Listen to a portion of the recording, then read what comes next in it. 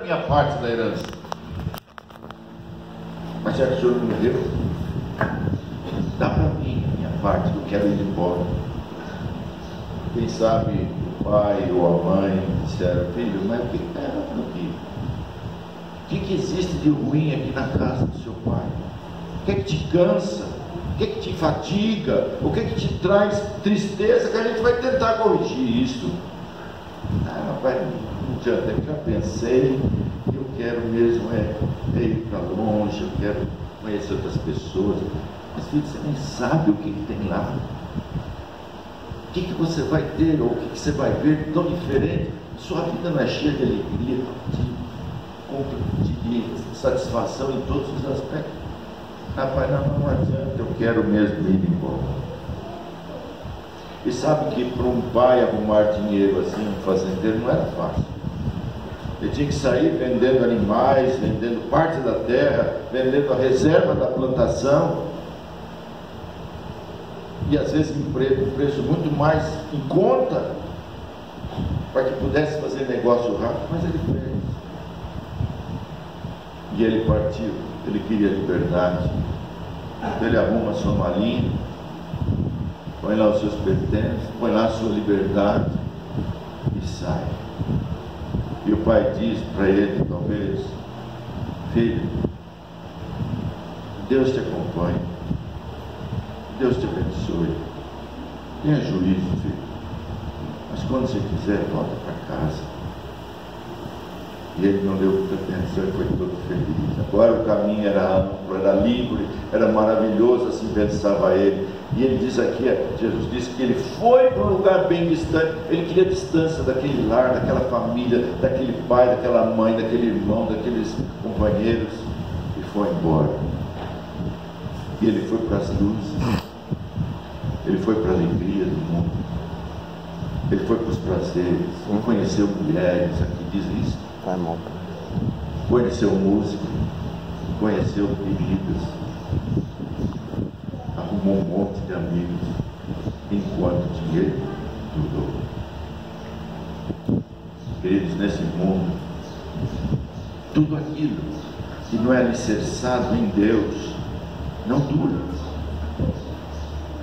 O dinheiro não dura quando ele não é alicerçado em Deus. Quando você não tem as suas bases segundo o critério que Deus adotou para você ser feliz.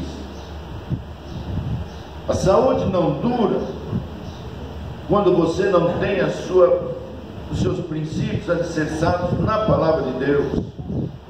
Quantas pessoas eu já atendi, já vi, já tratei, já vi morrer com 40 anos, 35 anos.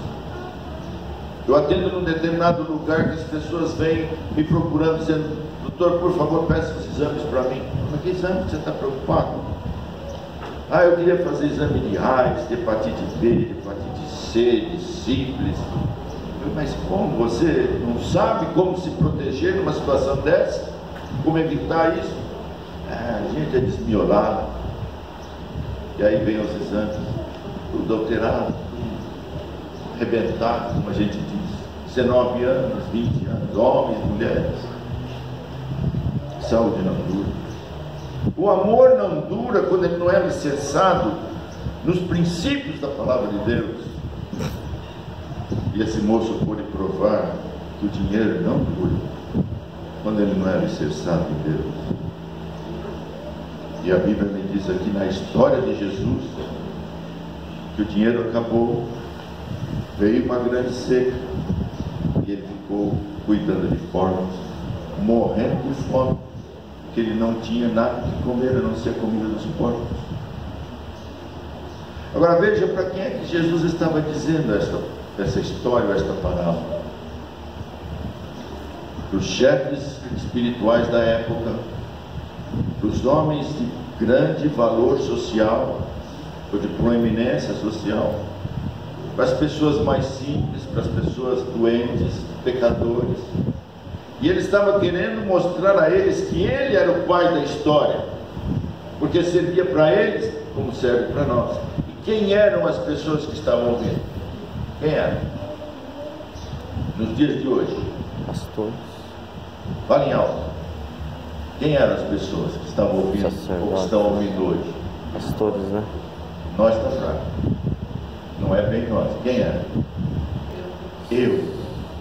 Então Jesus estava querendo dizer que essa história é para mim, para você, vinda dele. Mas você pode dizer, mas Senhor, como é que isso pode se relacionar comigo? Qual é o conceito que nós temos de Deus hoje quando as coisas não estão boas? Ah, eu devo ter feito alguma coisa ruim na minha vida, porque nada dá certo. Eu arrumo um emprego, já perco logo. Abro um negócio, não vai para frente. Faço isso, faço aquilo, não dá certo. Ah, Deus deve estar olhando para mim falando, eu não vou te dar nada porque você está em um grande débito comigo. Mas a história aqui diz assim: e o pai repartiu os bens entre os dois. O pai poderia dizer, se fosse uma novela mexicana, dizer, o que? Você vai embora de casa? Então tá bem, vá por sua conta, faça o que você bem entender, mas eu não tenho nada com isso, você se vire. Mas aqui diz que não, ele dá os bens, reparte, não amaldiçoa, e diz ainda, quando você puder, volta para casa. O conceito que nós temos de Deus é diferente do que Jesus está querendo mostrar. E muitas vezes nós podemos abandonar a casa do Pai, e Ele só vai olhar para nós e dizer, lá você não vai ser. O que é abandonar a casa do Pai? É olhar para a vida religiosa e dizer assim, está todo sábado, vou lá naquela igreja, conheço todo mundo lá, até posso imaginar o irmão fulano fazendo uma oração, já sei como ele vai começar e terminar, já sei quem são os diáconos, quem são os anciões, sei até quase que o pastor vai pregar, que eu já ouvi ele pregar em tal lugar, e eu vou fazer lá. E às vezes a gente pensa sozinho, por que não posso, como todo jovem, como todo homem, como toda mulher, viver um ambiente de mais alegria? Tem que estar ouvindo só a música da igreja, só pôr no meu carro as músicas felizes, as músicas religiosas. Para que eu tenho que dar meu dízimo se o pastor tem um carro novo? Já pensou isso ainda? Por que eu tenho que sacrificar algumas coisas que o meu corpo está pedindo, e meus hormônios estão pedindo, se eu sou tão jovem ainda? Quer saber? Eu vou pegar a parte que eu tenho, os meus conhecimentos, e vou sair e viver a vida do jeito que eu achar melhor, e eu não vou me dar mal. Mas Jesus está dizendo aqui, e o rapaz gastando tudo. Quando você está longe de Deus, quando você não mais necessita da presença dele, quando você acha que o teu conhecimento, tua sabedoria, tua espiritualidade é tão firme que não se abala com nada, ela começa a se desgastar. Quando você deixa a palavra de Deus de lado, quando você deixa de orar, quando você deixa a igreja, quando você deixa algumas coisas que tinham valor para você, as coisas vão se desgastando. Havia um rapaz que foi visitado no hospital, ele teve uma parada cardíaca por overdose de cocaína e precisou de 3 ou 4 ressuscitações diferentes. E o pastor, quando foi visitá-lo na UTI, dizia, mas por que você chegou nesse nível? Você não sabia o perigo que estava correndo? Sabe, pastor, me ofereceram numa festa maconha e eu gostei daquilo. Nossa, eu me sentia nas nuvens andando assim, eu escutava umas músicas, umas cores diferentes, eu fiquei maluco com aquilo. E alguém chegou para mim dizendo, olha, tem coisa melhor, se você experimentar cocaína, você vai ficar maravilhado. Mas disseram assim para mim, cheira uma vez por semana e você não vai viciar. Então, se você fez isso uma vez por semana, por que você está aqui no hospital com overdose? E se eu cheirei o mês todo num dia só?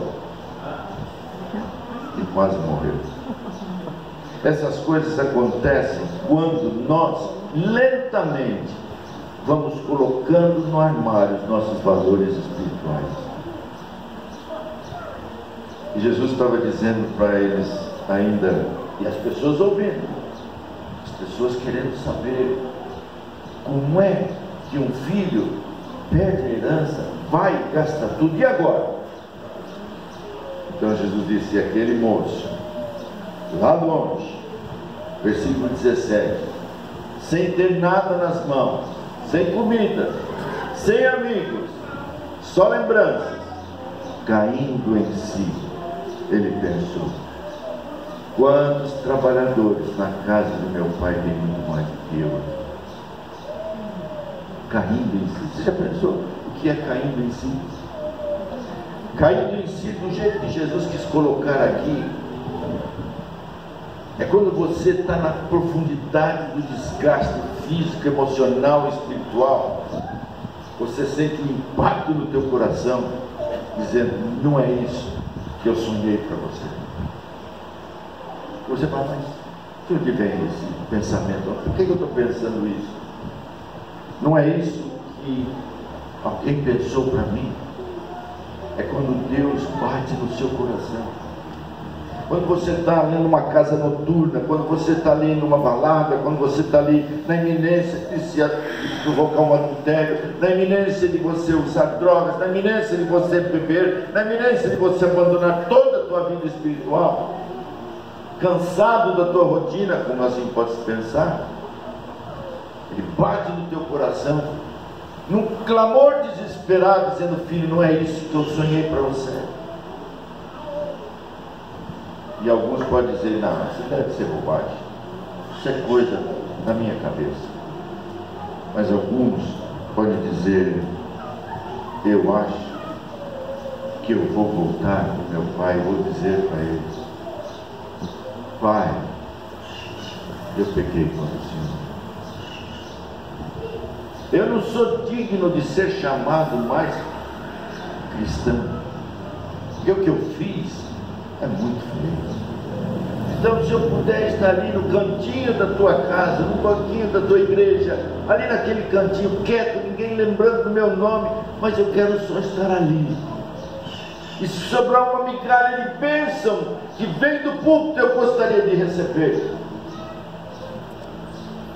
Então a gente levanta e vai fedendo cocô de porco, sujo, roupa rasgada, levando as misérias desse mundo conosco, e nós voltamos para Deus.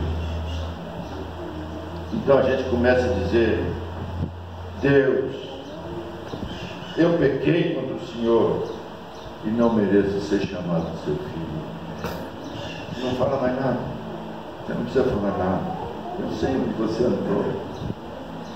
E o pai ordenou aos empregados, tragam depressa a melhor roupa. Vamos vestir esse filho com as vestiduras de justiça de Cristo e perdoá-lo. Mas pai, não, você agora não é mais escravo, não é mais servo, não é mais nada. Vamos pôr a sandália no pé dele e vamos colocar um anel de herdeiro na sua mão. Mas pai, eu não sou herdeiro de nada, eu já queimei tudo, eu te desrespeitei, eu desonrei o nome da tua igreja, eu fiz coisas absurdas, escondidas até mesmo dos meus amigos cristãos, que nem sabem que eu vivo isso, só o Senhor. Mas ele diz, você estava morto, mas reviveu. Para Deus tudo isso é o que importa. Quando a gente olha na somatória, no espelho espiritual e fala, quem é essa imagem que está refletida aí? Que coisa mais porca, nojenta está refletida nessa imagem?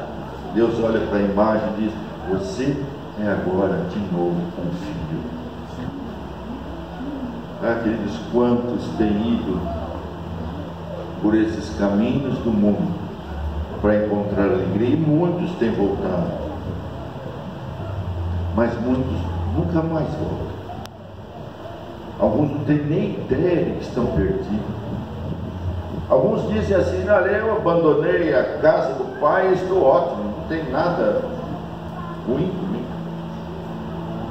E como as histórias anteriores, Jesus está dizendo: tem tinha uma moeda de grande valor, e um dia ela foi perdida, ficou ali no canto da casa, nem sabia que estava perdida, nem sabia que tinha valor, até que alguém procurando, achou-a e se alegrou. E tem também a história de uma ovelhinha que se separa do rebanho e vai para os lugares maravilhosos, os outros campos que o pastor não tinha levado, e de repente ela se vê na escuridão e não sabe o caminho de volta, sabe que está perdida, mas não sabe como voltar. Então Jesus está mostrando que pessoas existem que estão perdidas e não têm a menor noção que estão perdidas e se acham bem, e outras que estão perdidas mas querem voltar, mas não têm coragem para isso, e outras que estão salvas mas abandonam a salvação para encontrar a morte, e quando voltam, todas as três são buscadas e são recebidas. Aqui me diz que quando esse moço estava voltando, o pai, o avistando de longe, o reconheceu. O moço não viu. A Bíblia não diz que o filho viu o pai e saiu correndo, não, diz que o pai viu o filho e saiu correndo. Isto, para um patriarca israelense, era um absurdo, que o pai, para correr, ele tinha que se tirar as sandálias, ele tinha que levantar a saia, e nenhum patriarca de honra podia fazer isso. Os pés iam machucar, a vergonha ia aparecer, mas ele sai correndo, sai para abraçar o filho e diz para as pessoas: vamos nos alegrar, porque esse estava morto e reviveu. Sabe o que Jesus está querendo dizer aqui? Quando você abandona a casa do Pai, você está morto. Você pode saber que está morto e querer voltar, e não sabe o caminho. Você pode estar morto e nem se dá conta disso. Você pode estar morto e voltou conhecendo o caminho. Nas três situações, Deus está sempre te buscando. Aonde quer que você vá, aonde quer que você se esconda, aonde quer que você se afunde, aonde quer que você se suje, aonde quer que você se arrepende, Ele vai estar sempre esperando você, sempre te buscando. Estava morto e reviveu. Você sabe o que a palavra conquista quer dizer? Quando você conquista a tua mulher, conquista a tua esposa, é uma coisa estranha, porque conquistar é você convencer uma pessoa para ela fazer parte da sua vida por livre e espontânea escolha dela. Mas se você fez isso, você convence a pessoa a vir fazer parte da sua vida, e você tem que abrir mão de algumas coisas para satisfazê-la, e ela algumas coisas tem que abrir mão para satisfazer você. E no trâmite entre Deus e nós temos que abrir mão de algumas coisas, a nossa natureza humana, nosso senso de prazer errado, nosso desejo de prazer errado, nossa noção de alegria. Apegados apenas a Deus é que elas serão mais belas, a casa será mais bonita, o prazer será mais bonito, o relacionamento será mais profundo, o amor vai durar mais, a saúde vai durar mais, o dinheiro vai durar mais, ou vai ser melhor utilizado. Mas você pode dizer: mas é só da minha parte que eu tenho que dar alguma coisa? Será que Deus abriu mão de alguma coisa para nos conquistar? Ele abriu mão de tudo. Eu fico imaginando, isso não está na Bíblia, nem vai falar por aí que eu disse isso, baseado na Bíblia. Mas imagina o dia em que Jesus resolveu vir a esse mundo. aquele monte de anjo ao lado dele. Ele disse: Senhor, mas não vá para aquele mundo. O Senhor sabe o que vai acontecer. O Senhor é o príncipe desse universo, o Senhor é o rei desse universo. O Senhor vai para um lugarzinho imundo daquele. E assim na minha mente eu fiz uma ideia de Jesus tirando o seu manto sacerdotal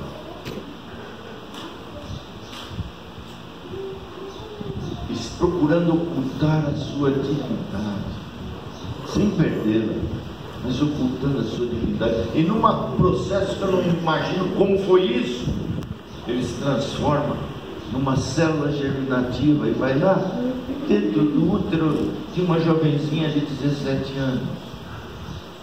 E ali ele vai crescer, como todas as outras crianças que ele abençoou crescer, ele vai começar a se desenvolver do tamanho de um grãozinho de arroz, depois de um dedão da mão, depois crescendo uma cabecinha, perninha, e vai desenvolvendo até nascer uma criança que chora, que deita num monte de capim, que cresce às vezes com alimentos escassos,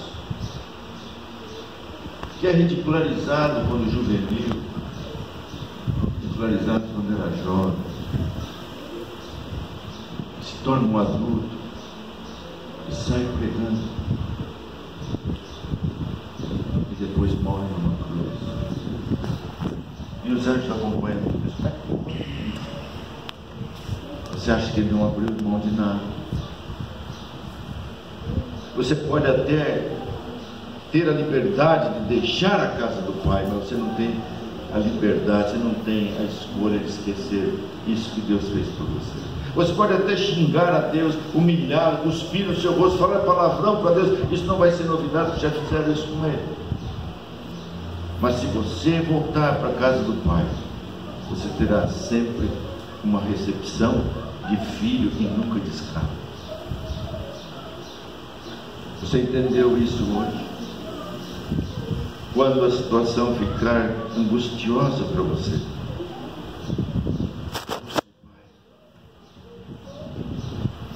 há centenas, há milhares de situações em que as pessoas acharam que estavam bem longe de Deus, mas estavam tão errados.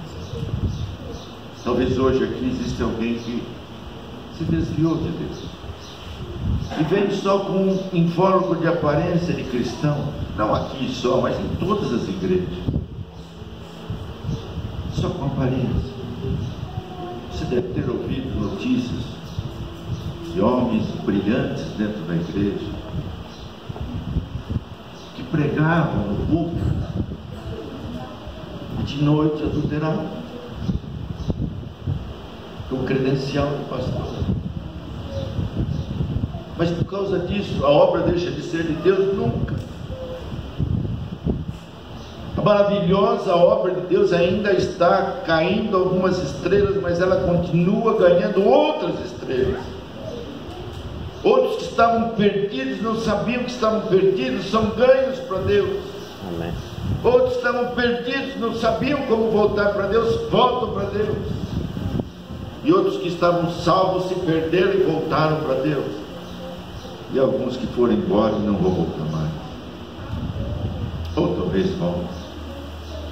Mas nunca pergunte se ele fez isso porque não posso fazer eu. Deus olha para você como único e espera que você nunca deixe a casa do Pai. Mas se você achar que tem que fazer alguma experiência, lembre-se dessa história. Lá fora não tem segurança, não há alegria que dure, não há amor que perdure, não há nada que perdure. Mas na casa do Pai vai existir festa quando você voltar. Hoje nos céus pode ser que esteja havendo festa, alguém que voltou para Deus. Pode ser que esteja havendo um banquete como este aqui, as pessoas estão reunidas, os anjos do céu estão cantando, estão alegrando-se entre os milhares de homens sem pecado, porque alguém disse: eu quero voltar para o meu Pai, e vou dizer para ele: Pai, eu pequei contra os céus e diante de ti, eu não sou digno, você é digno, Senhor. Mas Pai, você não é mais escravo. Deus nunca vai nos tratar como escravos quando voltarmos, mas como filhos. Deus te ajude e Deus te abençoe e faça de você sempre um vencedor.